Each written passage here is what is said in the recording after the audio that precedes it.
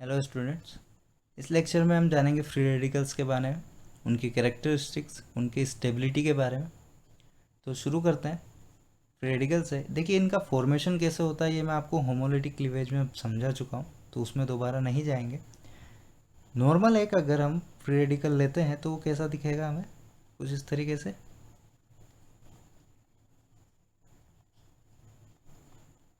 ठीक है, ऐसा होता है फ्री रेडिकल हमारा।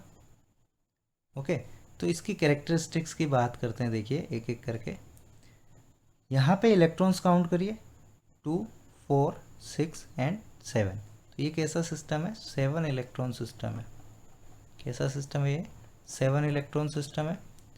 इसका ऑक्टेट भी कंप्लीट नहीं है 7 होने की वजह से, तो इनकम्प्लीट ऑक्टेट है, यानी इलेक्ट्रॉन डेफिशिएंट है। ये इलेक्ट्रॉन डेफिशिएंट है यानी इसको इलेक्ट्रॉन चाहिए होंगे, और इलेक्ट्रॉन चाहिए होंगे तो ये कैसे वर्क करेगा? एज ए इलेक्ट्रोफाइल वर्क करेगा, एज ए इलेक्ट्रोफाइल की तरह वर्क करेगा ये। ठीक है, ओड इलेक्ट्रॉन सिस्टम भी कहते हैं इसको, 7 इलेक्ट्रॉन सिस्टम को। ओके, और इनके नाम अगर लिखने हो तो जो बस ये एल्काइल है और साथ में फ्री रेडिकल है, तो alkyl free radical, methyl free radical, ethyl free radical, इस तरीके से लिखेंगे इसका।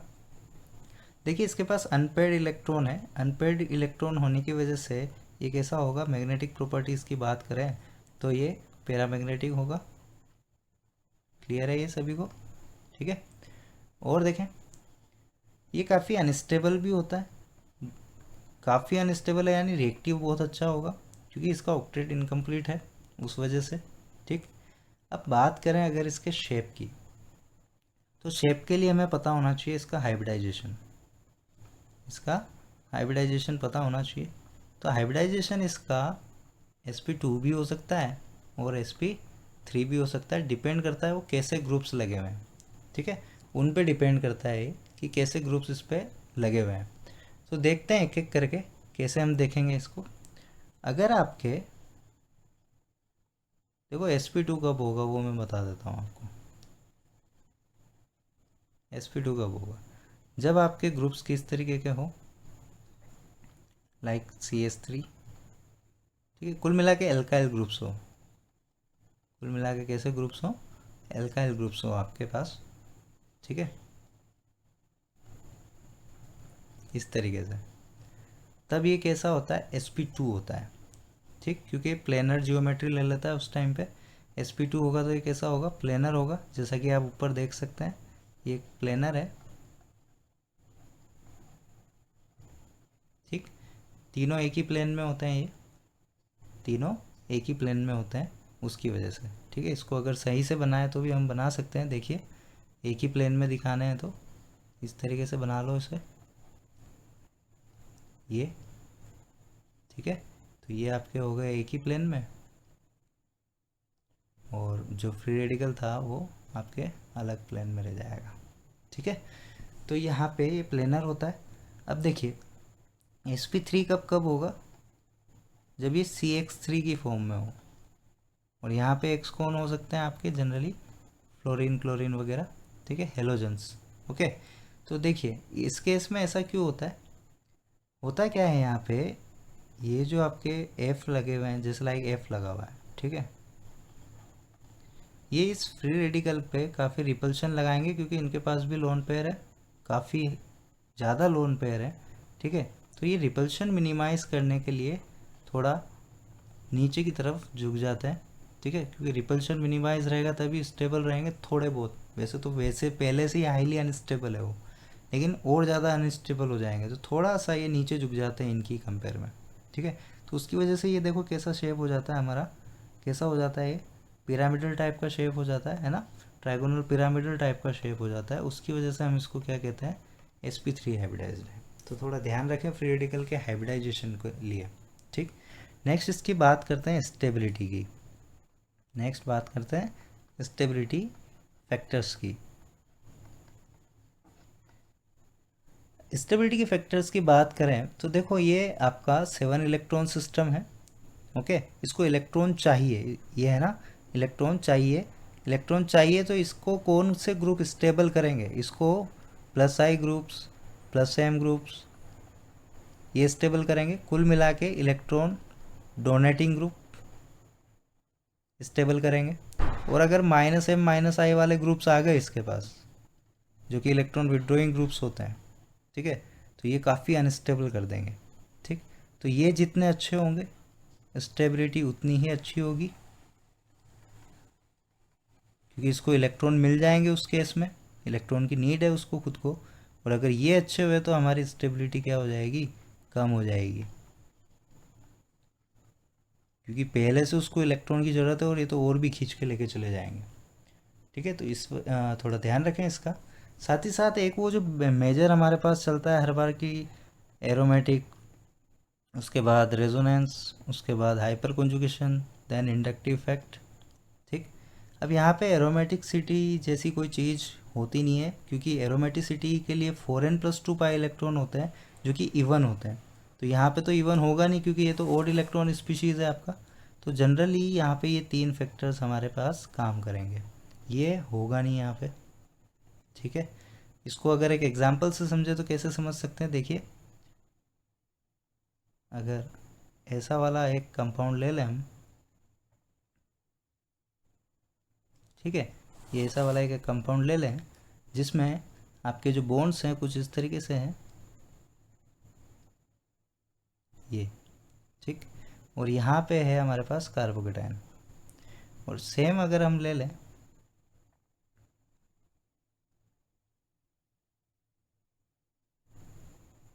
ठीक है, वही बॉन्ड लगा लेते हैं यहाँ, और यहाँ फ्री रेडिकल ले लेते हैं। तो देखो ये आपके 6 पाई इलेक्ट्रॉन्स हैं, तो ये तो एरोमेटिक है, जबकि ये एरोमेटिक नहीं है आपका, क्योंकि यहाँ पे 7 इलेक्ट्रॉन्स हो गए हैं आपके पास, 7 पाई इलेक्ट्रॉन्स होते हैं।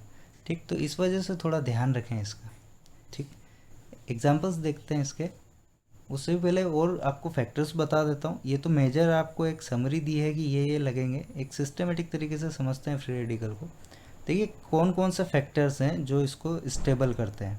ठीक है, तो अगर प्राइमरी सेकेंडरी टर्शरी टाइप में दिया हुआ तो टर्शरी वाला सबसे अच्छा स्टेबल होगा, क्योंकि हाइपर कॉन्जुगेशन इसी में सबसे ज़्यादा होगा, है ना, टर्शरी वाले में हाइपर कॉन्जुगेशन अच्छा होगा। साथ ही साथ रेजोनेंस से स्टेबल होते हैं, अगर पास में कोई लोन पेयर स्पीशीज़ आ रही तो वो भी इसको स्टेबल करेगी, जैसे वो केटायन वगैरह को करती है। ठीक, साथ ही साथ अगर कोई इलेक्ट्रॉन नेगेटिव एटम आ गया इसके पास तो वो तो डिक्रीज़ कर देगा, ठीक है, क्योंकि वो खींच लेगा इलेक्ट्रॉन, जबकि इसको इलेक्ट्रॉन की ज़रूरत है।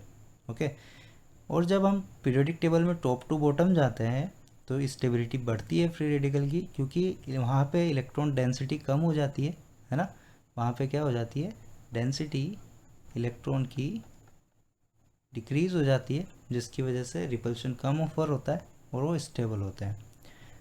Free radical stability decrease as we grow from sp3 to sp2 to sp hybridization. Obvious सी बात है, इलेक्ट्रॉन नेगेटिविटी बढ़ जाएगी परसेंटेज एस करेक्टर बढ़ने की वजह से, तो वही ये वाला पॉइंट हो जाएगा हमारा।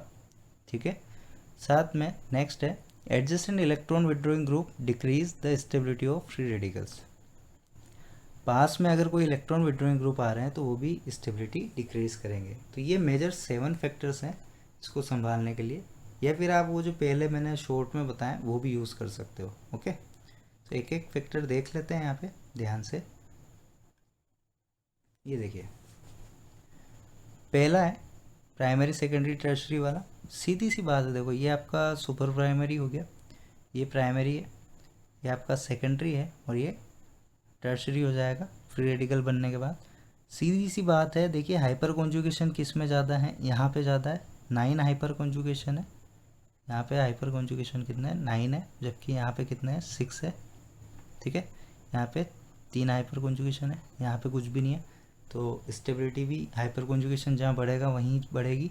ठीक है, नेक्स्ट रेजोनेंस स्टेबलाइज्ड है तो अच्छा खासा स्टेबल होगा। देखते हैं, देखिए यहाँ पे कोई रेजोनेंस नहीं है, सिर्फ हाइपर कॉन्जुगेशन है यहाँ पे।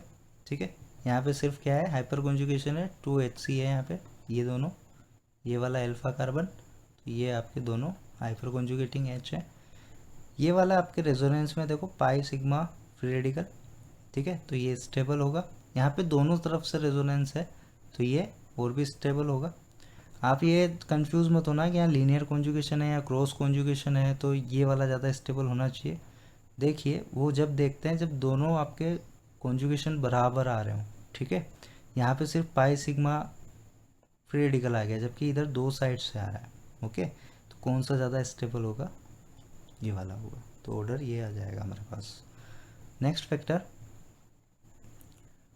एडजेसेंट एटम के पास अगर लोन पेयर है, वो भी देने लायक है, तो फिर वो अच्छी स्टेबल करेंगे उसको। जैसे कि यहाँ देखिए, इसके पास भी लोन पेयर होते हैं, ठीक है, इसके पास भी लोन पेयर होते हैं, और इधर इसके पास भी लोन पेयर होता है, लेकिन ये ज़्यादा इलेक्ट्रॉन नेगेटिव एटम है तो उतने अच्छे से देगा नहीं, जबकि ये फिर भी दे देगा, क्योंकि इन सब में से कम इलेक्ट्रॉन नेगेटिव एन है, इसलिए ये सबसे ज़्यादा स्टेबल, फिर ये वाला, फिर ये वाला, इस तरीके से करते हैं। ठीक, नेक्स्ट फैक्टर, पीरियोडिक टेबल के लेफ्ट टू राइट जाते हैं तो इलेक्ट्रॉन नेगेटिविटी बढ़ती है, उसकी वजह से क्या होगा, फ्री रेडिकल की स्टेबिलिटी कम होगी। जब इन्हीं ग्रुप्स पे ही आपके फ्री रेडिकल आ जाए, देखो इनके पास पिछले एग्जाम्पल में तो क्या था, यहाँ कोई ग्रुप जुड़ा हुआ था, ठीक है, और उस पर फ्री रेडिकल लगा हुआ था, लेकिन यहाँ ऐसा केस नहीं है, यहाँ पे आपके सिर्फ इन्हीं ग्रुप्स पे फ्री रेडिकल है। ठीक, तो क्योंकि आपके रेडियस भी कम हो जाती है लेफ़्ट टू राइट आते आते, तो डेंसिटी काफ़ी बढ़ जाएगी, तो रिपल्शन भी ज़्यादा ऑफर होंगे, ये भी एक रीज़न है इसका स्टेबिलिटी कम होने का। ठीक है, नेक्स्ट टॉप टू बॉटम जा रहे हैं तो सीधी सी बात है, साइज बढ़ जाएगी तो इलेक्ट्रॉन डेंसिटी कम हो जाएगी, रिपल्शन कम लगेंगे। ठीक है, तो ये वाले ज़्यादा स्टेबल होंगे आपके जो बड़ी साइज के ग्रुप्स हैं। ओके, नेक्स्ट हाइब्रिडाइजेशन के ऊपर बेस्ड है, वही परसेंटेज एस करेक्टर से करेंगे। ये एस पी हाइब्रिडाइज्ड है आपका, है ना, ये कैसा है, एस पी है। कंपाउंड की बात करें अगर तो ये sp2 है, ये आपका sp3 है, तो बहुत सीधा सा है ना। यहाँ पे इलेक्ट्रॉन नेगेटिविटी कम है तो ये ज़्यादा स्टेबल होगा, फिर ये वाला होगा। बहुत सिंपल सिंपल से एग्जांपल हैं। देखिए नेक्स्ट, इलेक्ट्रॉन विड्रॉइंग ग्रुप जहाँ आके लग जाएंगे वो तो और इलेक्ट्रॉन खींच के लेके चले जाएंगे उससे, तो कौन सा स्टेबल होगा इन दोनों में से, ये वाला, क्योंकि इसके पास कोई इलेक्ट्रॉन विड्रॉइंग ग्रुप नहीं है, जबकि इसके पास इलेक्ट्रॉन विड्रॉइंग ग्रुप है, तो स्टेबिलिटी किसकी ज़्यादा होगी, लेफ्ट वाले की ज़्यादा होगी। तो ये 7 फैक्टर थे, और भी एग्जांपल्स देखते हैं एक एक करके। ये देखिए नेक्स्ट एग्जांपल, 3 तरफ से कॉन्जुगेशन है, जबकि यहाँ पे 2 साइड से ही है, यहाँ पे सिंगल साइड से है। ठीक है, तो कौन सा ज़्यादा स्टेबल होगा, ये वाला। ठीक है, इस तरीके से। यहाँ पे ध्यान दें आप, यहाँ पे रेजोनेंस है, ठीक है, जबकि यहाँ पे सिर्फ हाइपर कॉन्जुगेशन है, वो भी कितने हैं, 9 है, ठीक है, और यहाँ पे 6 हाइपर कॉन्जुगेशन है, तो कौन ज़्यादा स्टेबल हो गए, इस तरीके से। बहुत सीधे से एग्जांपल्स होते हैं फ्री रेडिकल में। इधर बेंजाइलिक है, इधर एलाइलिक है, ये कैसा है, एलाइलिक है, ये कैसा है, बेंजाइलिक है। ठीक है, तो कौन सा ज़्यादा होगा, ये वाला। ओके, और देखते हैं, इनमें से बताओ, ध्यान दें, यहाँ पे कोई ग्रुप नहीं लगा हुआ, यहाँ पे कोई भी ग्रुप नहीं लगा हुआ है, नीले। ठीक है, इधर आपके -m है, इधर आपके +i ग्रुप है, और ये कैसा लगाता है जब कॉन्जुगेशन में होता है, तो आपके +m लगाता है। ठीक है, तो देखिए अच्छे प्लस ग्रुप्स होने चाहिए, इलेक्ट्रॉन रिलीजिंग ग्रुप होने चाहिए हमारे पास, तो सबसे बढ़िया ये है फर्स्ट। ठीक है, इसको फर्स्ट दे देते हैं, सेकंड पे ये आएगा, ये तो खींचेगा तो सबसे लास्ट में आएगा, और ये वाला थर्ड पे आएगा। क्लियर है, और देखते हैं। अच्छा, इनमें कंट्रोवर्सी भी चलती है कभी कभी, तो ज़्यादा लोड नहीं लेना है, जो बताया गया है उसी को ध्यान रखें। ठीक है, यहाँ देखिए ये बहुत ज़बरदस्त -m लगाएगा, ठीक है, -i तो ये भी लगाएगा आपका, इधर आपका ये +i लगेगा, और d थोड़ा सा ज़्यादा +i लगाएगा। ठीक है, ज़्यादा इलेक्ट्रोपॉजिटिव होता है, तो जितना अच्छा प्लस वो उतना ही ज़्यादा स्टेबल, जितना ज़्यादा -m उतना कम स्टेबल। बहुत सीधे से एग्जांपल्स हैं ये, अगेन फिर से वही आया। ठीक, यहाँ फिर भी थोड़े बहुत रिपल्शन के चांसेस होंगे, लेकिन यहाँ तो बिल्कुल नहीं होंगे वो चांसेस, क्योंकि लॉकिंग हो चुकी है। ठीक है, तो ये तो सबसे अच्छा स्टेबल होगा आपका, ये वाला सबसे अच्छा स्टेबल होगा। ठीक है, इस तरीके से करेंगे। उसके बाद ये ले सकते हैं आप, कोई दिक्कत नहीं है, और ये लास्ट में आ जाएगा। ठीक है, और देखें यहाँ पे आप रेजोनेंस देखें, यहाँ से स्टार्ट होता है pi sigma pi sigma pi sigma free radical. ठीक है, यहाँ पे ये सिंगल बॉन्ड है आपका ये वाला, अच्छा खासा रेजोनेंस है, शानदार रेजोनेंस है। जबकि यहाँ पे क्रॉस रेजोनेंस है, देखिए ध्यान से आप, क्रॉस रेजोनेंस है, तो यहाँ पे लीनियर रेजोनेंस, जबकि यहाँ पे क्रॉस रेजोनेंस, तो कौन ज़्यादा स्टेबल होगा, लीनियर वाला। इन दोनों में देखें तो देखिए यहाँ पे ये माइनस आई ग्रुप्स होने की वजह से ये तो कम स्टेबल हो गया। ठीक है, इस तरीके से करेंगे। और देखिए, तो ये कुछ एग्जांपल्स थे हमारे बेसिक बेसिक। ठीक, कितने भी कर लो, बहुत आसान सा है फ्री रेडिकल का। 7 आपको फैक्टर्स ध्यान रखने हैं, बस ये जो अभी अभी बताया था। ठीक है, इसमें आपके फ्री रेडिकल्स की स्टेबिलिटी ऑर्डर निकल आएगी, कोई दिक्कत भी नहीं आएगी। Thank you. ठीक है, टाइप्स ऑफ रिएक्शन, जिसमें हम अलग अलग तरह की जो रिएक्शंस होती है ऑर्गेनिक में, उसका मैकेनिज्म, उसकी फेवरेबल कंडीशंस वगैरह जानेंगे। ठीक है, वो कौन से ऑर्डर की होती है, उनकी रेट किस पे डिपेंड करती है, ये सारा हम इस सेक्शन के अंदर पढ़ने वाले हैं। और ये सेक्शन कंप्लीट होने के बाद हम जो हमारे मेजर चैप्टर्स हैं 12th में आपके, उस पर मूव कर सकते हैं। ये सारी रिएक्शंस पहचानने जब लग जाओगे तो आपको रिएक्शन खुद से कराना काफ़ी हद तक आ जाएगा। तो इसमें जो क्लासिफिकेशन है वो कुछ इस तरीके से है। पहला है एलिमिनेशन रिएक्शंस, फिर है सब्स्टिट्यूशन रिएक्शन, एंड देन है एडिशन रिएक्शन। देखिए इनके नाम से ही क्लियर है कि एलिमिनेशन में कोई ग्रुप आपके एलिमिनेट हो जाएंगे। ठीक, सब्स्टिट्यूशन में पर्टिकुलर कोई ग्रुप आके ऑलरेडी एक जो ग्रुप अंदर प्रेजेंट होगा उसको सब्स्टिट्यूट कर देगा। ठीक है, रिप्लेसमेंट मतलब। और एडिशन रिएक्शन, कोई नया ग्रुप आके ऐड होगा सबस्ट्रेट के अंदर। ओके, अब एलिमिनेशन रिएक्शन भी अलग अलग टाइप्स की होती है आपके, alpha elimination, beta elimination and gamma elimination, E1 E2 and E1C भी और भी होती है, लेकिन इतना ही हमें पढ़ना है। उसके बाद सब्स्टिट्यूशन के अंदर भी काफ़ी पार्ट्स हैं, SN1 SN2 reaction, SNI reaction, SNTH, free radical substitution and electrophilic substitution. Okay, इनमें भी और होते हैं पार्ट्स, लेकिन इतना हमारे लिए काफ़ी है जेई और नीट के हिसाब से। ओके, देन एडिशन रिएक्शन, इसमें भी electrophilic addition, nucleophilic addition and free radical addition. तो इस तरीके से आपके ये क्लासिफिकेशन है रिएक्शंस का। इसमें आज हम देखने वाले हैं एलिमिनेशन रिएक्शन को। ओके, देखिए एलिमिनेशन रिएक्शन होती क्या है, सबसे पहले वो समझते हैं। जो सेचुरेटेड मॉलिक्यूल्स होते हैं, सेचुरेटेड मॉलिक्यूल्स मतलब सिंगल बॉन्ड वाले आपके एल्केन्स टाइप के। ठीक है, इसको हमें अनसेचुरेटेड मॉलिक्यूल में बदलना होता है, मतलब डबल बॉन्ड में, या फिर फर्दर और डबल बॉन्ड से हमें ट्रिपल बॉन्ड, मतलब अनसेचुरेटेड से और ज़्यादा अनसेचुरेटेड। ठीक है, यहाँ पे अनसेचुरेशन की डिग्री कितनी है, 1 है, यहाँ पे 2 है। ठीक है, तो इस तरीके से हमें कन्वर्ट करना होता है एलिमिनेशन रिएक्शन के अंदर। कुल मिला के सिंगल बॉन्ड से मल्टीपल बॉन्ड में जाना है, सिंगल बॉन्ड से किस में जाना है, मल्टीपल बॉन्ड में जाना है, वो एलिमिनेशन रिएक्शन होगी। अब इसमें होता क्या है, देखिए टू ग्रुप कौन कौन से होंगे, लिविंग ग्रुप और H+। ठीक है, ये दोनों आपके निकल जाते हैं सबस्ट्रेट से, two groups depart okay from substrate, and no part of reagent is added to the substrate. कोई भी रिएजेंट का कोई भी पार्ट ऐड नहीं होगा आपके सबस्ट्रेट के अंदर, क्योंकि अगर ऐड हुआ तो फिर ये मल्टीपल बॉन्ड्स नहीं बन पाएंगे। तो 2 ग्रुप निकालने हैं, 2 ग्रुप के निकलने से प्लस माइनस जनरेट होगा और उस प्लस माइनस के बीच में बॉन्ड बन जाएगा आपका। तो सीधा सा है। अब ये जो 2 ग्रुप निकलते हैं, इनके निकलने के ऊपर, इनकी पोजीशन के ऊपर, इनकी टाइमिंग के ऊपर बेस्ड भी क्लासिफिकेशन है एलिमिनेशन रिएक्शन का, देखते हैं। उससे पहले एग्जाम्पल देख लेते हैं कि किस तरीके से 2 ग्रुप निकलेंगे। देखिए एक H+ निकलता है आपका, H+ को कौन लेके जाता है, ये जो बेस प्रेजेंट है।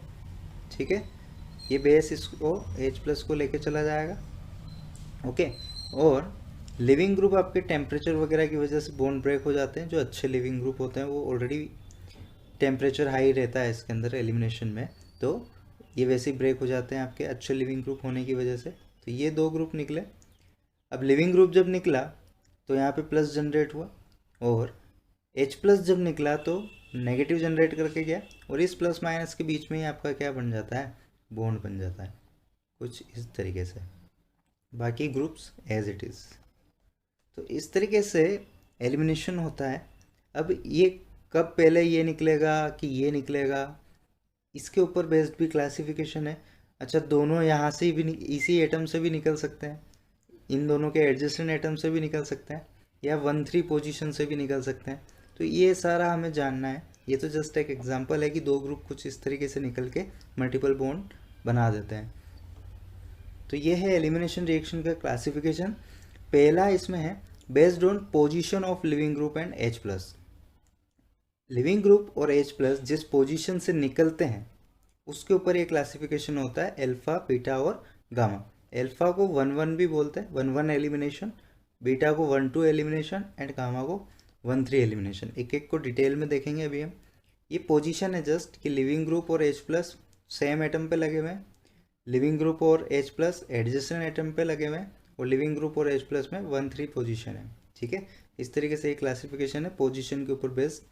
देन है टाइमिंग के ऊपर बेस्ड क्लासिफिकेशन, कि लिविंग ग्रुप और H प्लस जो निकलते हैं, कि पहले लिविंग ग्रुप निकला या H प्लस निकला या दोनों साथ में निकले, उसके ऊपर बेस्ड, टाइमिंग के ऊपर बेस्ड ये क्लासिफिकेशन है, जिसमें पहला है E1 रिएक्शन, फिर है E2 रिएक्शन, देन है E1 CP रिएक्शन। इन सभी को हम एक एक करके डिटेल में देखेंगे। पहले हम लेते हैं पोजीशन के ऊपर बेस्ड क्लासिफिकेशन। इसमें सबसे पहला है अल्फा एलिमिनेशन, जिसको हम 1-1 एलिमिनेशन भी बोलते हैं। इसमें जो लिविंग ग्रुप और H प्लस हैं, 1-1 पोजीशन का मतलब है वो सेम एटम से निकले हैं। जैसे लाइक यहाँ पे लिविंग ग्रुप है और यहाँ पे H प्लस है, ये जो COD एक जनरलाइज कर दिया है मैंने इसे, ठीक। तो ये एक ही एटम से जुड़े हुए हैं, देखिए इसी एटम से जुड़े हुए हैं ये दोनों COD, और ये दोनों एक ही एटम से निकल जाएं तो देखिए क्या बचेगा हमारे पास, ये जो था वो है ही, ठीक। और इससे ये दोनों एटम निकले हैं तो इन दोनों की जगह पे क्या आएगा, एक एक इलेक्ट्रॉन आ जाएगा। ठीक है, इस तरीके से निकलते हैं, और बाकी जो इससे जुड़े हुए हैं वो ग्रुप जुड़े हुए ही रहेंगे। जैसे लाइक इससे मान लो कोई भी एक जुड़ा हुआ है, ई जुड़ा हुआ है तो ई इससे जुड़ा हुआ ही रहेगा। ठीक है, इस तरीके से बस ये दो ग्रुप निकल गए आपके, कौन कौन से, ये दोनों कुछ इस तरीके से सेम एटम से निकलते हैं। तो हमारा क्या जनरेट होता है यहाँ पे, तरह से लोन पेयर जनरेट होता है। ठीक है, तो ये तो हुआ सेम पोजीशन से निकले, एक ही एटम से निकले। ठीक है, इसलिए यहाँ पे लोन पेयर जनरेट हो गया। इसका एक और एग्जांपल देख लेते हैं। जैसे लाइक ये टर्शरी ब्यूटॉक्साइड है, टर्शरी ब्यूटॉक्साइड, इसको शॉर्ट में इसी तरीके से लिखते हैं क्योंकि स्ट्रक्चर काफ़ी बड़ा हो जाता है एरो के ऊपर। देखिए ये बेस है, क्या करेगा, H प्लस लेके जाएगा, H प्लस लेके जाएगा। ठीक है, और देन यहाँ पर एक Cl और निकल जाएगा, तो क्या बचेगा, देखिए CCl2। ओके, और H और Cl के जाने की वजह से क्या बचा, ये। ठीक है, तो सेम एटम से जब दो ग्रुप निकलते हैं तो वो होता है अल्फा एलिमिनेशन। ठीक है, जिसे हम 1-1 एलिमिनेशन भी बोलते हैं, क्योंकि दोनों ही एक ही पोजीशन पे लगे हुए हैं, 1-1 पोजीशन पे लगे हुए हैं। ठीक है, नेक्स्ट बीटा एलिमिनेशन, इसे हम 1-2, और जनरली मोस्ट कॉमन टाइप का एलिमिनेशन है, ज़्यादातर आपको यही दिखेगा एडजेसेंट एटम से। 1-2 का क्या मतलब है, एडजेसेंट एटम है। एडजेसेंट कैसे, जैसे ये ए ग्रुप है आपका, मतलब ए मान लो कार्बन है, इससे आपके कोई लिविंग ग्रुप लगा हुआ है, बी आपके H प्लस लगा हुआ है, तो देखिए एडजेसेंट है, आसपास वाले एटम, पड़ोसी। तो लिविंग ग्रुप और H प्लस जो डिपार्ट करते हैं वो किससे करते हैं, एडजेसेंट पोजीशन से करते हैं, तो वो कौन सा एलिमिनेशन होता है, बीटा एलिमिनेशन होता है। अब इसमें भी सेम कहानी है, यहाँ से ये दोनों निकल जाएंगे एडजेसेंट पोजीशन से। ठीक है, तो एडजेसेंट पोजीशन से निकलने से प्लस माइनस जनरेट होंगे, लिविंग ग्रुप से आपका प्लस जनरेट होगा, H प्लस के निकलने से नेगेटिव जनरेट होगा, और इन दोनों के बीच में क्या बन जाएगा, बॉन्ड बन जाएगा कुछ इस तरीके से। क्लियर है, तो एडजेसेंट पोजीशन से निकले तो बीटा एलिमिनेशन। ओके, एग्जाम्पल है, जनरल एग्जाम्पल है, वही अगेन है, बेस आपका H प्लस लेके जाएगा, लिविंग ग्रुप आपका टेम्परेचर की वजह से निकल जाएगा, या फिर इनके बीच में एक तरह से रस्सा कस्सी होती है, वो मैं दिखाऊंगा मैकेनिज्म जब हम देखेंगे E1 में। ठीक है, तो यहाँ से ये दोनों ग्रुप्स निकल जाएंगे, दोनों ग्रुप जब निकल जाएंगे तो प्लस माइनस जनरेट होने की वजह से यहाँ पे क्या बनेगा, बॉन्ड बन जाएगा।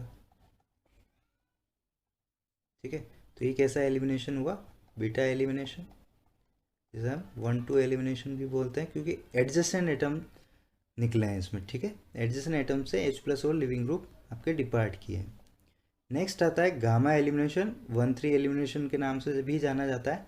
इसमें लिविंग ग्रुप और H प्लस की पोजीशन 1-3 पे होगी। जैसे लाइक ये 1 दे दूँ, ये 2, तो ये 3। देखिए लिविंग ग्रुप और H प्लस कहाँ लगे हुए हैं, 1-3 पोजीशन पे लगे हुए हैं, तो ये यहाँ से निकलेंगे। तो देखिए लिविंग ग्रुप अगर यहाँ से निकला तो प्लस यहाँ जनरेट होगा, H प्लस अगर यहाँ से निकला तो यहाँ पे क्या जनरेट होगा, माइनस, और इन दोनों प्लस माइनस के बीच में बॉन्ड बनेगा, मतलब A और C के बीच में बॉन्ड बनेगा आपका। तो कुछ इस तरीके से प्रोडक्ट फॉर्म होगा। देखिए A और C के बीच में बॉन्ड बनाना है तो ये इसी तरीके से बनेगा, मतलब एक तरह से रिंग फॉर्मेशन होता है इस गामा एलिमिनेशन के अंदर। ओके, देखते हैं इसका भी एग्जांपल। जैसे कि देखिए ये एग्जांपल है। अब यहाँ पे हम जानते हैं ये ग्रुप लगा होने की वजह से ये एसिडिक एच हो गया और बेस प्रेजेंट है, तो ये इसको लेके चला जाएगा। ठीक है, जैसे ही इसको लेके जाएगा तो यहाँ पे क्या जनरेट होगा, माइनस। देखिए कुछ इस तरीके से,